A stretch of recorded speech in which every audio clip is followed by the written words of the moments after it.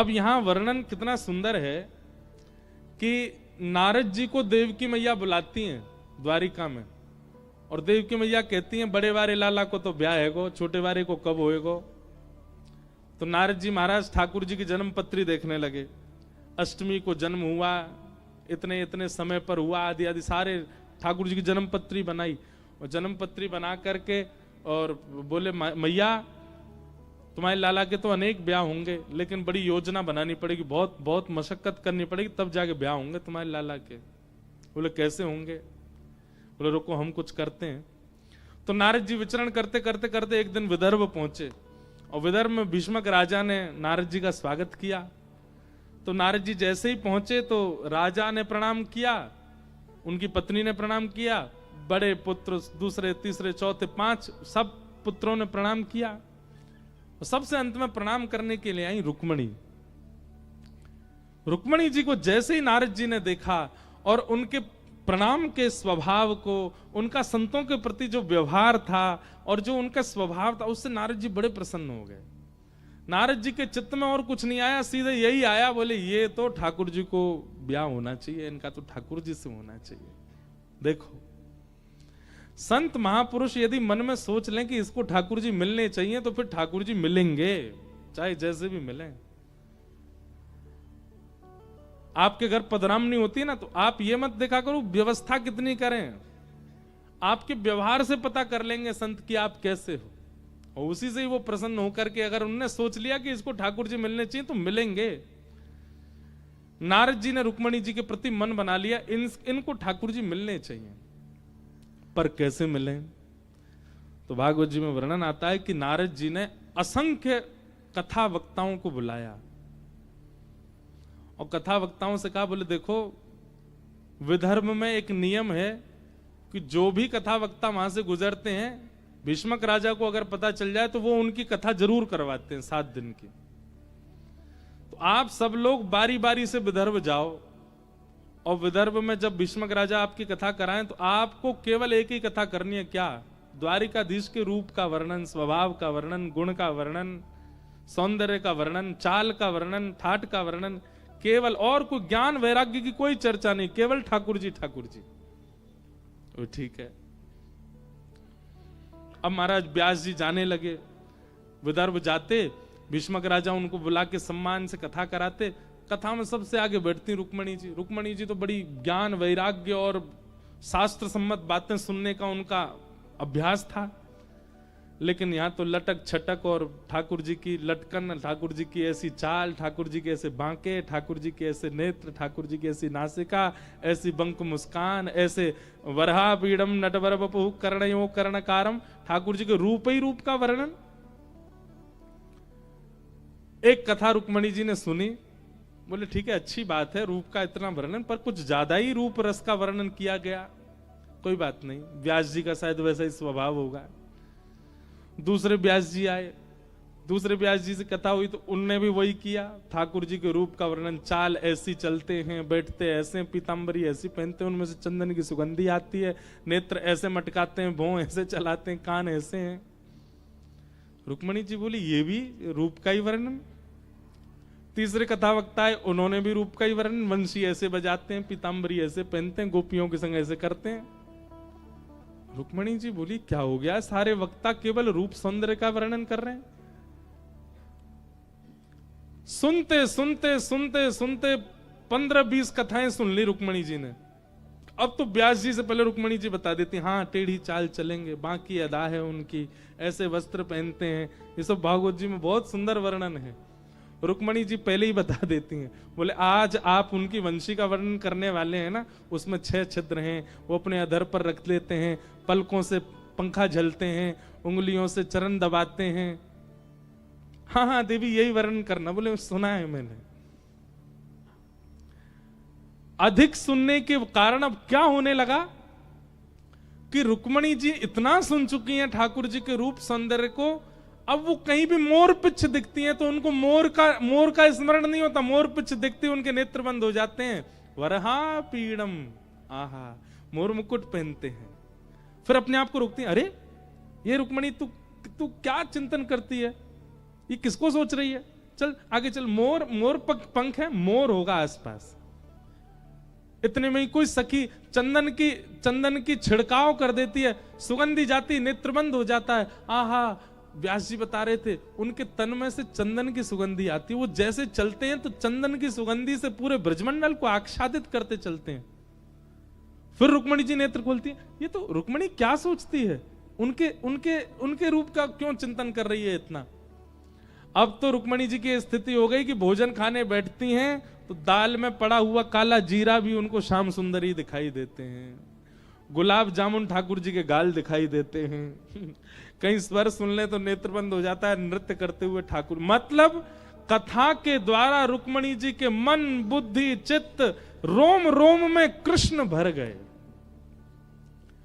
अब तो चाह करके भी रुक्मणी जी उनका चिंतन नहीं छोड़ पाती। रात में स्वप्न भी श्री कृष्ण के आते हैं, उठती हैं तो श्री कृष्ण, चलती हैं तो श्री कृष्ण।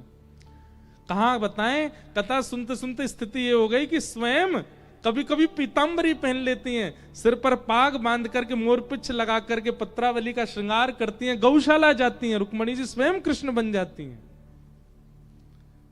चिंतन करने तमाल वृक्ष को देख के दौड़ती हैं, आलिंगन कर लेती हैं, ये मेरे श्री कृष्ण।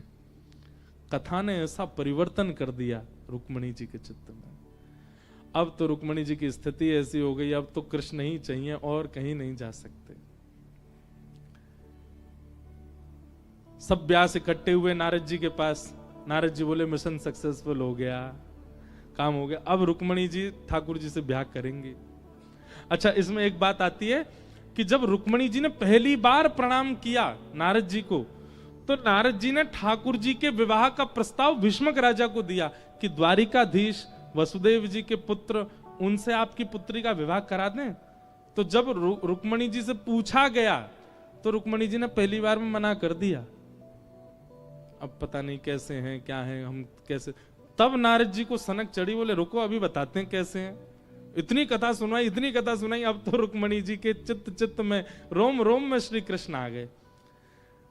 नारद जी बोले काम हो गया, अब ब्याह हो जाएगा ठाकुर जी का, हम बाराती बनेंगे, नाचेंगे, गुलाब जामुन खाने को मिलेंगे। सब देवता प्रसन्न हो गए, बोले जय हो, ठाकुर जी को ब्याह कराओ जल्दी। जिन लोगों का नाश हो चुका होता है वो चाहते हैं सबका हो।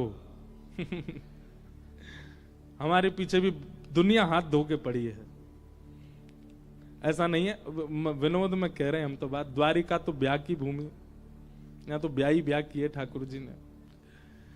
नारद जी बोले अब काम बनेगा, सब तैयारी कर लो, हे इंद्र आदि देवताओं सब अपनी अचकन बनवा लो, बढ़िया वाले कुर्ते बनवाओ, ठाकुर जी का ब्याह होगा। नारद जी गए द्वारिका में जाके देवकी मैया से बोले आपके लाला के काजे बहुत बहुत बढ़िया छोरी देख ली मैंने, और वो पूर्ण रूपेण आपके लाला के लायक है। रुक्मणी जी का जब रूप सौंदर्य और गुण वर्णन किया, ठाकुर जी वहीं बैठे थे। अब ठाकुर जी मना करने लगे, नहीं मैंने नहीं कर, मुझे नहीं करना ब्याह। नारद जी बोले जैसे तैसे मैंने वहां सब व्यवस्था बनाई, अब ये मना कर रहे हैं, रुक जाओ। फिर से व्यास बुलाए सबरे, और सब व्यास से बोला अब जाने का प्रयास, अब सबरे कहां जाओगे, अब द्वारिका जाओ, और द्वारिका जाके रुक्मणी जी का रूप वर्णन करो। श्रीमद् भागवत जी के 10वें स्कंद में ये भाव वर्णन है कि वहां रुक्मणी जी को कृष्ण कथा सुनाई गई है, और यहां द्वारिका में ठाकुर जी को रुक्मणी जी का चरित्र सुनाया गया। अब व्यास आमे, ठाकुर जी तो सभा में बैठते, सबसे मिलते, महाराज ठाकुर जी प्रणाम, हम व्यास हैं, हम उज्जैन से आए। अच्छा व्यास जी, शाम को भैया 2 घंटे का सत्र व्यास जी का होगा, सब कथा सुनेंगे, सब यदुवंशियों से कह दो। सब यदुवंशी इकट्ठे होते, ठाकुर जी आगे बैठते, यजमान बनते, यजमान बनते ही सीधे व्यास जी कथा कहां से प्रारंभ करते, राजा सीत भीष्मको नाम, एक भीष्मक नाम के राजा हैं, उनकी 5 पुत्र हैं, एक पुत्री है, उसका नाम है रुक्मणी। रुक्मणी के नेत्र ऐसे हैं, रुक्मणी की नासिका ऐसी, रुक्मणी ऐसी दाल बनाती है, रुक्मणी ऐसे प्रसाद पवाती है, रुक्मणी ऐसे चलती है, ऐसे देवी पूजन करने जाती है, ऐसी चुनरी पहनती है, उसके केश ऐसे हैं, उसके गाल ऐसे हैं, उसका स्वभाव ऐसा है, उसकी वाणी ऐसी है। ठाकुर जी बोले तो कोई नई ग्रंथ की रचना हुई है भैया, ये हमने तो पहली बार सुना। हम तो कथा में अधिकतर अपना ही पर ब्रह्म रूप सुनते हैं, पर ये तो कोई नए ग्रंथ की रचना है। एक कथा हो गई। बोले बहुत बढ़िया व्यास जी, बहुत बढ़िया कथा सुनी, अब अगली बार थोड़ी ब्रज लीला भी सुनाना। बोले जी। दूसरे व्यास जी आए, उन्होंने भी रुक्मणी चरित्र सुनाया। तीसरे व्यास जी, अब तो 10-15 व्यास सुना के रुक्मणी, अब यहाँ ठाकुर जी की भी स्थिति यही हो गई। नेत्र बंद करते हैं तो उनको रुक्मणी जी दिखती हैं, चलते हैं तो रुक्मणी जी दिखती हैं, कहीं पर गुलाबी साड़ी दिख जाए तो उनको रुक्मणी जी दिखती हैं। द्वारिका में जिनकी नए नए ब्याह हुए हैं उनके रूप देखते हैं बहुओं के, तो ठाकुर जी अनुमान लगाते हैं इसके नेत्र तो थोड़े बड़े हैं। व्यास जी ने तो ऐसे बताए ना, कटाक्ष जैसे नेत्र हैं रुक्मणी के, उसकी नासिका ऐसी है। नारद जी बोले काम हो रहा है, यहाँ पर भी चल रहा है। अब चित्तवृत्ति में रुक्मणी बैठ गई है। एक दिन ठाकुर जी बैठे थे गोमती जी के तट पर और दर्शन कर रहे थे, तभी नारद जी आए और नारद जी ने आकर के ठाकुर जी से कहा, भगवान अब ब्याह कर लीजिए आप।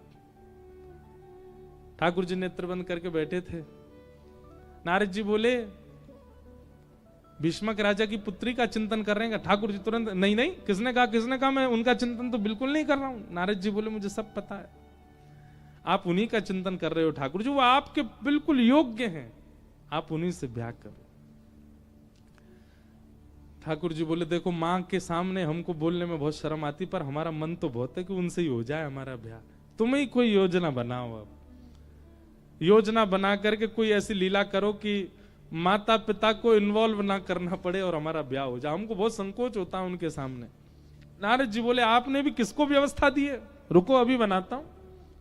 और ऐसी योजना बनाई नारद जी। नारद जी का तो काम ही है, नमक मिर्च नींबू तो संग ही लेके चलते हैं। क्या योजना बनाई? भगवान के जो साले साहब हैं रुक्मी, उनके चित्त में ठाकुर जी के प्रति पूर्ण रूपेण विरोध भाव प्रकट करवा दिया। और उसको यह पता चल गया कि रुक्मणी ठाकुर जी से ब्याह करना चाहती है, तो उसने जल्दीबाजी में अपने मित्र शिशुपाल से रुक्मणी जी की सगाई कर दी और रुक्मणी जी से कह दिया तैयारी रखना, मैं इन्हीं से तुम्हारा ब्याह कराऊंगा। रुक्मणी जी ने यह बात जाकर के अपनी भाभी से कही। उन्होंने कहा कि आप पत्र लिखो और ठाकुर जी को पत्र लिख करके अपने हृदय के भाव बता दो। यदि वो आपसे प्रेम करते होंगे तो आपको ले जाएंगे, और यदि उनके चित्त में कोई भावना नहीं होगी तो फिर इससे ही ब्याह करना पड़ेगा। रुक्मणी जी ने ठाकुर जी के लिए सुंदर पत्र लिखा। ये सबसे पहला, विश्व का सबसे पहला प्रेम पत्र है कि श्रुत्वा गुणान भुवन सुंदर शृण्वतान्ते निर्विश्य कर्ण विवरै हरितोऽङ्गतापम् रूपं दृशां दृशिमतामखिलार्थलाभम् त्वय्यच्युता विशति चित्रम पत्रपम में। पत्र लिखा और रुक्मणी जी ने पत्र लिख करके ठाकुर जी से कहा कि हमने आपको कभी देखा नहीं है, पर आपका गुण बहुत सुना है, और जिनका गुण इतना सुंदर है वो स्वयं कितने सुंदर होंगे। केशवा माधवा तुझा नामात रे गोडवा, तुझा नामात रे गोडवा। मराठी में गाते हैं कि जिनका नाम ही इतना सुंदर है, जिनका नाम ही इतना मधुर है, वो स्वयं कितने मधुर होंगे। रुक्मणी जी भी वही कह रही हैं, जिनका गुणानुवाद इतना सुंदर है वो स्वयं कितने सुंदर होंगे। इसलिए नाथ मैंने आपको देखा नहीं, मैंने केवल आपको सुना है और सुन करके आपको अपना पति रूप मान लिया है। आप कृपा करके मुझे स्वीकार कर। रुक्मणी जी ने पत्र में कई सारे बातें लिखी, कई भाव लिखे, संकेत कर दिया कि मैं लक्ष्मी हूं, आप नारायण हो, मेरा वर्ण कीजिए। और टाइम ड्यूरेशन भी दे दिया। क्या? परसों ही आइए ब्याह करने के लिए, इससे अधिक समय नहीं है मेरे पास में। अगर आप परसों तक नहीं आए तो मेरा ब्याह कहीं और मेरे भैया करा देंगे। और एक ब्राह्मण के हाथों पत्र भिजवा दिया द्वारिका। सुदेव ब्राह्मण, आज भी कहते हैं पंढरपुर में रुक्मणी जी की जो सेवा है ना, पंढरपुर अगर आप जाएंगे तो वहां पर रुक्मणी जी की जो सेवा है वो सुदेव ब्राह्मण के ही वंशज करते हैं आज भी, ऐसा भाव है। क्यों? जब रुक्मणी जी के पत्र का कार्य उन्होंने करवा दिया तो रुक्मणी जी ने उनसे कहा कि आपकी वजह से हमारा ब्याह हो रहा है, मांगिए क्या चाहिए। तो उन्होंने यही कहा, बोले पूरी दुनिया आपके ठाकुर जी की सेवा में रहेगी, पर आपकी सेवा का अधिकार हमारे वंश को प्राप्त हो। तो आज भी रुक्मणी जी की पंढरपुर में सेवा सुदेव ब्राह्मण के वंशज ही करते हैं। तो ब्राह्मण के हाथों पत्र भिजवाया द्वारिका, बेचारा वो विदर्भ से चल करके जैसे तैसे यहां पहुंचे, 2 दिन तो इसी में ही निकल गए। ठाकुर जी ने पत्र देखा और पत्र देख के ब्राह्मण जी का पढ़ के सुनाइए क्या लिखा है। ब्राह्मण ने जैसे पत्र लिखा, ऐसा कहते हैं कि प्रथम श्लोक सुनते ही, पहला श्लोक सुनते ही ठाकुर जी खड़े हो गए और खड़े होकर के बोले चलिए। ब्राह्मण बोले अभी 6 श्लोक और हैं, सुन लीजिए। ठाकुर जी बोले पहले श्लोक में ही पता चल रहा है कि जो जिनका ये पत्र है वो कैसी हैं। अब यहां 2 बातें आती हैं। एक श्लोक में ही ठाकुर जी राजी हो गए, इसका मतलब क्या है? ये ठाकुर जी पहले से कथा सुन सुन के जान चुके हैं ना रुक्मणी कौन है। इसलिए जैसे ही रुक्मणी जी का पत्र आया तो ठाकुर जी मन तो पहले ही बना चुके थे, पर फॉर्मेलिटी कर रहे थे, पढ़ के सुना दो, क्योंकि उत्सुक तो ब्याह के लिए जब से चरित्र सुने तब से ही है। दूसरी भाव ऐसा कहते हैं हमारे आध्यात्म जगत में कि ठाकुर जी जिस गुण को देखते हैं वो गुण पहले श्लोक में ही लिखा है। क्या? श्रुत्वा गुणान भुवन सुंदर्षण वतामते। रुक्मणी जी कह रही हैं कि उन्होंने कथा सुनी है। इसका मतलब क्या है? नवदा भक्ति में प्रथम भक्ति क्या है? श्रवणम। और रुक्मणी जी श्रवण भक्ति में निपुण हैं। और एक बात निश्चित मानिए, जिस व्यक्ति के अंदर श्रवण भक्ति है, जो ठाकुर जी की कथा सुनने में रुचि रखता है, उसके अंदर सारी भक्ति अपने आप आती चली जाएंगी। ठाकुर जी बोले ये कन्या श्रवण भक्ति में निपुण है, इसका मतलब है ये मेरी गृहिणी बनने के और मेरी प्राप्ति की पूर्ण अधिकारिणी है। इसके अंदर सारे गुण होंगे अगर श्रवण का गुण है तो। कई लोग कथा में आती सो जाते हैं, उनके अंदर श्रवण गुण नहीं है। प्रसाद पाने में रुचि है, श्रृंगार में बहुत रुचि है, परिक्रमा में रुचि है, तीर्थ यात्रा में रुचि है, पर कथा में सुनवाओ, यहां तो आती नींद आ जाती है। तो आप कितने भी चीजों में रुचिकर हो जाओ, कितने भी चीजों में श्रेष्ठ हो जाओ, कथा में अगर आप श्रेष्ठ नहीं है, भगवत मिलन नहीं हो पाएगा आपको। रुक्मणी जी में यही गुण प्रधान है। श्रुत्वा गुणान भुवन सुंदर शृण्वतान्ते।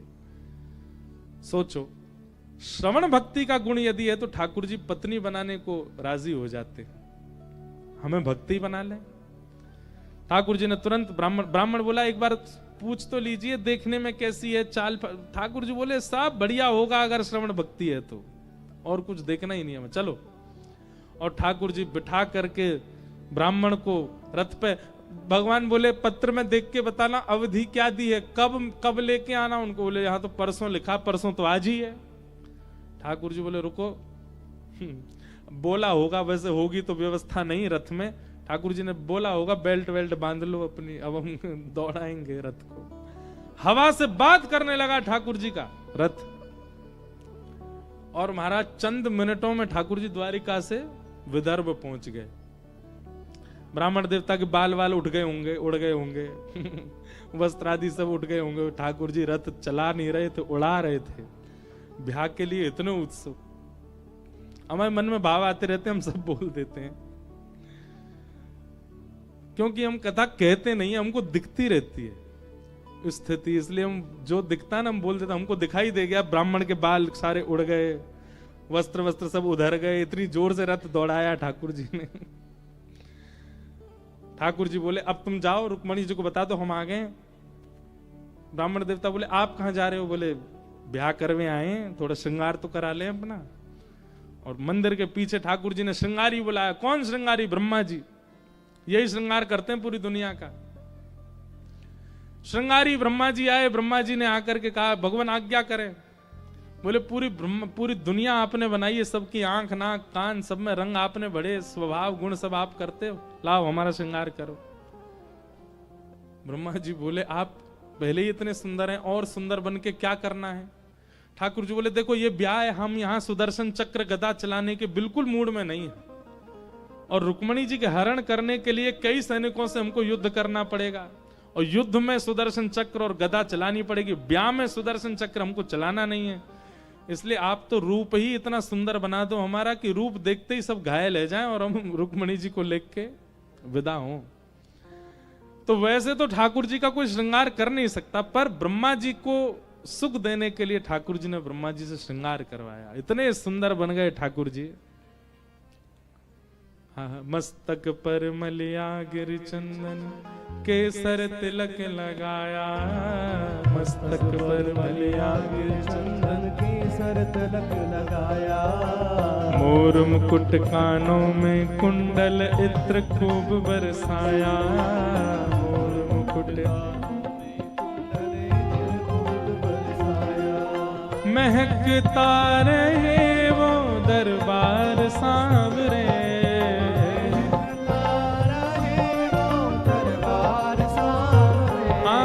महकता रहे वो दरबार सांवरे, महकता रहे वो दरबार सांवरे, ओ तेरा किसने किया श्रृंगार सांवरे, तेरा किसने किया श्रृंगार सांवरे, ओ तेरा किसने किया श्रृंगार सांवरे। बहुत सुंदर बन गए ठाकुर जी। और जैसे ही महाराज रुक्मणी जी यहाँ देवी पूजन के लिए आई हैं, ठाकुर जी जैसे ही पहुंचे सभा में, रुक्मणी जी पूजा कर रही थी देवी की। पूजन करने के बाद जैसे ही पीछे मुड़ करके देखा, द्वार पर ठाकुर जी खड़े हैं। ठाकुर जी को देखते और तो क्या मूर्छित, पहली मूर्छा तो रुक्मणी जी को ही आई। इतने सुंदर ठाकुर जी, ऐसा रूप, एक तो वैसे ही सुंदर, ऊपर से श्रृंगार करके और आ गए। इतने मधुर लगने लगे श्री ठाकुर जी। ठाकुर जी की चाल देख करके सैनिक मोहित होने लगे, कोई मुकुट पर मोहित हो गया, कोई नेत्रों, जो रक्षा के लिए आए थे रुक्मणी जी की, सब ठाकुर जी पर मोहित हो गए। भरी सभा में भरे सैनिकों के बीच से द्वारिकाधीश ने रुक्मणी जी को गोद में उठाया और लेकर के अपने रथ की ओर जाने लगे। कोई सैनिक रोकने की हिम्मत भी नहीं कर पाया, रूप ही इतना सुंदर। भीष्म पितामह अपनी भीष्म स्तुति में कहते हैं, बोले जिनको इनसे बड़ा योद्धा मैंने नहीं देखा। क्यों? युद्ध करने के लिए आयुधों की जरूरत नहीं है, केवल अपनी मुस्कान से ही महाराज वार करते हुए जाते हैं।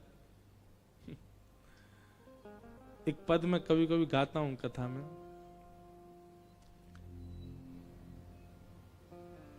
बहुत सुंदर भाव है। जादू भरी तेरी आंखें जिधर गई, जादू भरी तेरी आंखें जिधर गई, जादू भरी तेरी आंखें जिधर गई, जादू भरी तेरी आंखें जिधर गई। नैनों की कटारी वारी वारी छुई छुई छतियां से उतर गई, नैनों की कटारी वारी वारी छुई छुई छतियां से उतर। समझ में आ रहा है? ठाकुर जी कटाक्ष नेत्रों से ऐसे देखते हैं तिरछे, और जैसे ही किसी को देखते हैं तो उसकी स्थिति क्या होती है, जैसे मानो किसी ने बाण छोड़ा हो हृदय पर वो हृदय पर ना लिख के छू करके चला गया हो। मतलब प्राण निकलने की स्थिति बन गई है पर निकले नहीं है। नैनों की कटारी वारी वारी छुई छुई छतियां से उतर गई, नैनों की कटारी वारी वारी छुई छुई छतियां से उतर गई। ओ जादू भरी तेरी आंखें जिधर गई, जादू भरी तेरी आंखें जिधर गई, ओ जादू भरी तेरी आंखें जिधर गई, जादू भरी तेरी आंखें। द्वारिकाधीश की, ये सब सैनिक गा रहे हैं, रुक्मणी जी की रक्षा में आए हुए सैनिकों की स्थिति है।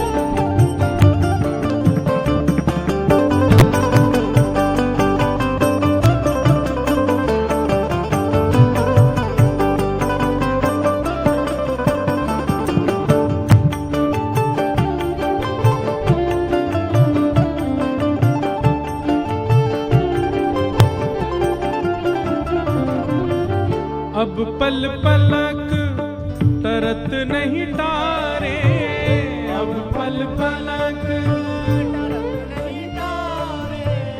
अब पल पलक तरत नहीं तारे, अब पल पलक तरत नहीं तारे, ओ अब पल पलक तरत नहीं तारे, अब पल पलक तरत नहीं तारे, छिन छोरत जनु जान निकर गई, छिन छोरत जनो जान।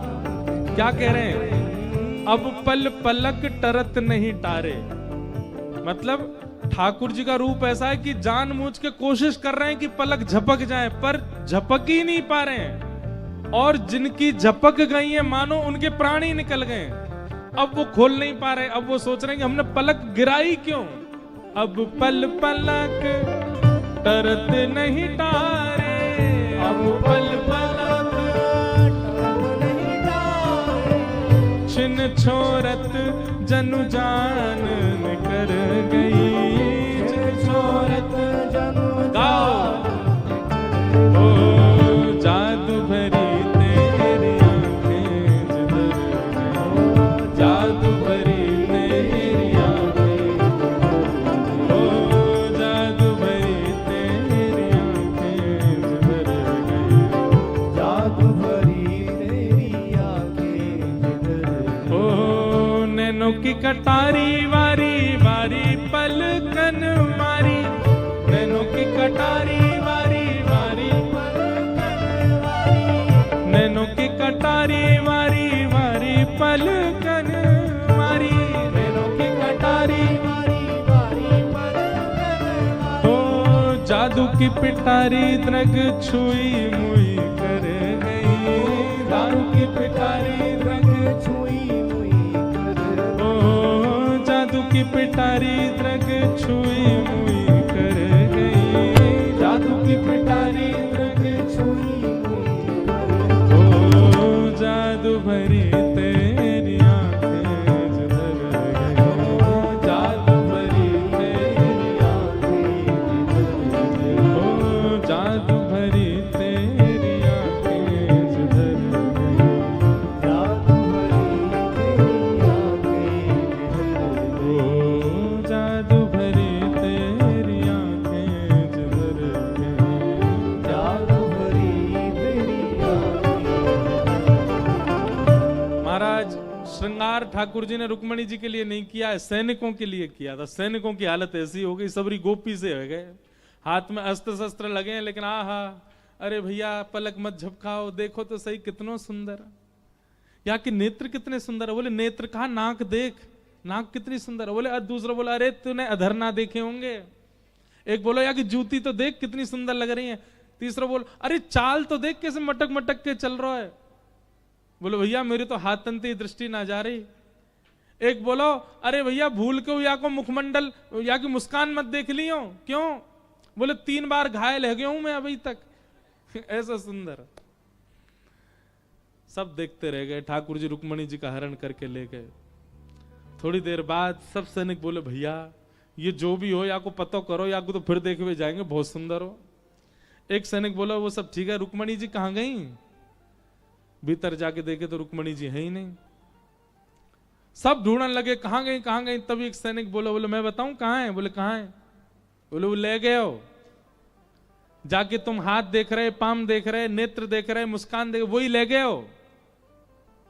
सब सैनिकों ने उसको पकड़ लिया। बोले हम तो उसके रूप देख रहे, तेरे को तो पता थी कि वो ले जा रहा है, तैने क्यों नहीं रोका?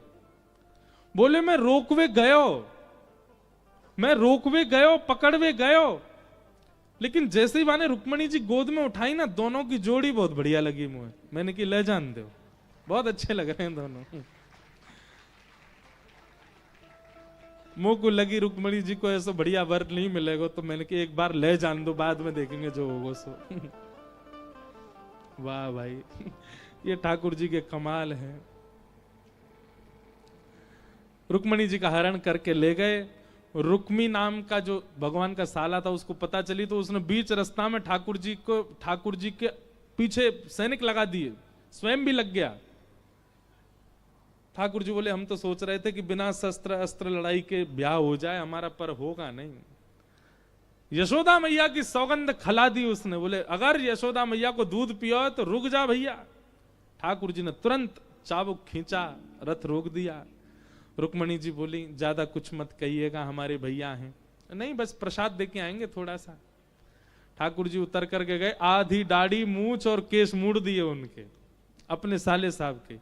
फिर वर्णन आता है कि बलराम जी आए बीच युद्ध में। बलराम वहां द्वारिका में किसी को पता थोड़ी है ठाकुर जी कहां गए। जब सुबह देखा कि ठाकुर जी हैं नहीं, तब जांच पड़ताल की गई, देखा गया घुड़साल से घोड़े भी चले गए, रथ भी चला गया, कहां गए ठाकुर जी। तब जाकर के एक सैनिक ने बताया, बोले एक ब्राह्मण आया था पत्र लेकर के, वो पत्र देख के 5 मिनट में तो ठाकुर जी चले गए, और इतनी द्रुत गति से गए कि क्या बताएं।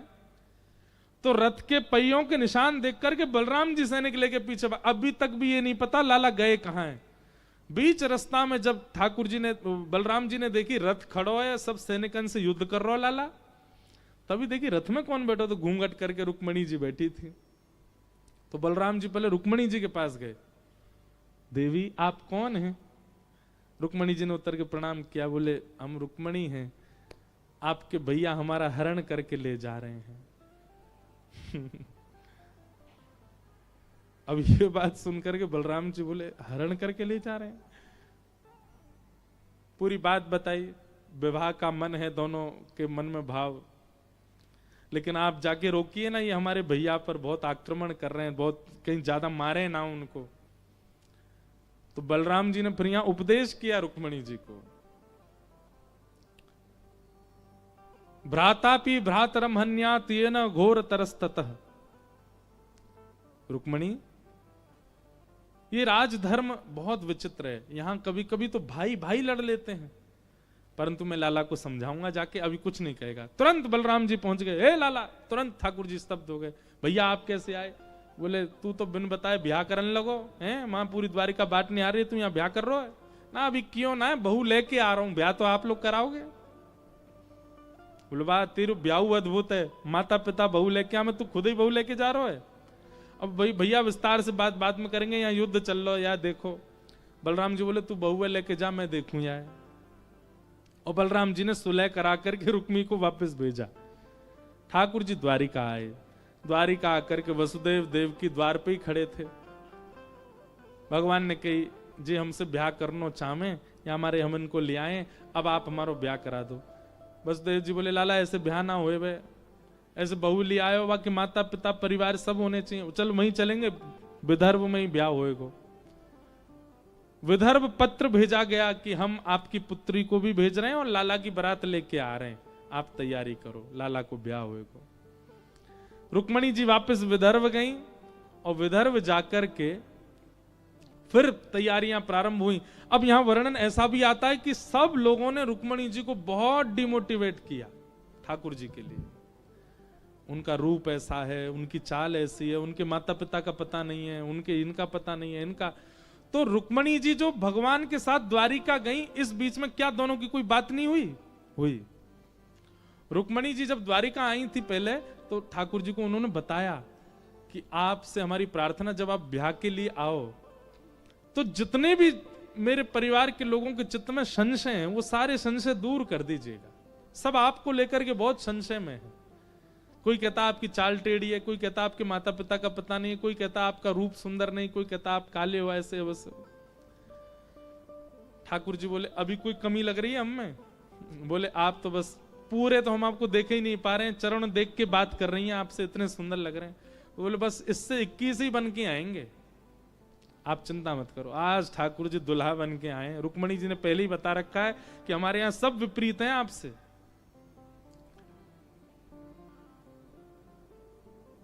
जैसे ही आए, अब सब केवल रिवाज निभा रहे हैं, किसी को भी पसंद नहीं था ये ब्याह। रुक्मणी जी को कई लोग तो रो रहे थे, इतनी सुकोमला हमारी रुक्मणी और ऐसे से ब्याह कर रही है।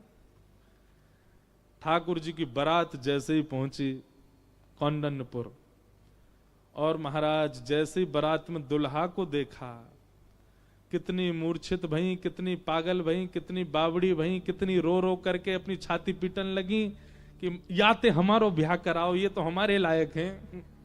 अरे मैया तेरे हाथ पांव जोड़े, रुक्मणी को कोई और थी, इससे तो हमारा ब्याह करा दो। सब ऐसे हो गए। कहां तक कहें, अटारियों पर चढ़ करके कई गारी सुनाने को खड़ी थी ठाकुर जी को। हमारे ब्रज में गाते हैं, मुकुट धर सांवरे रे लाला, दोए बापन के जाए। वारे मुकुट धर सांवरे, दो दो पिताजी हैं आपके। एक द्वारिका में बसे रे लाला, दूजे गोकुल राय। मुकुट धर सांवरे रे लाला। ये पद पता पूरा नहीं गाता, इसमें बहुत गालियां हैं आगे, गाली दे रही हैं ठाकुर जी को।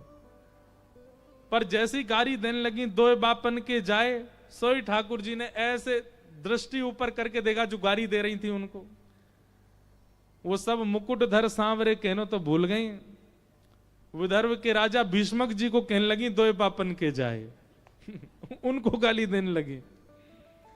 सबकी जीव पलटने लगी, सबके भाव बदलने लगे, सब ठाकुर जी पर मोहित हो गए। अरे सखियां दौड़ करके रुक्मणी जी के पास गई हैं और रुक्मणी जी को जाकर के बार बार बलियां लेके कहे, कौन से तप किए, कौन से पुण्य किए जो ऐसे जमाई राजा आए हैं। सब प्रसन्न हो गए। रुक्मणी जी बोली, अब अच्छा है। सब राजी हो गए विवाह से। एक नहीं हुआ बस, रुक्मणी जी का भाई रुक्मी, वो राजी नहीं था विवाह से। बाकी सब लोग राजी हुए और ठाकुर जी का रुक्मणी जी के साथ में मंगल विवाह महोत्सव हुआ। बोलो रुक्मणी रमण भगवान की, बोलो द्वारिकाधीश की।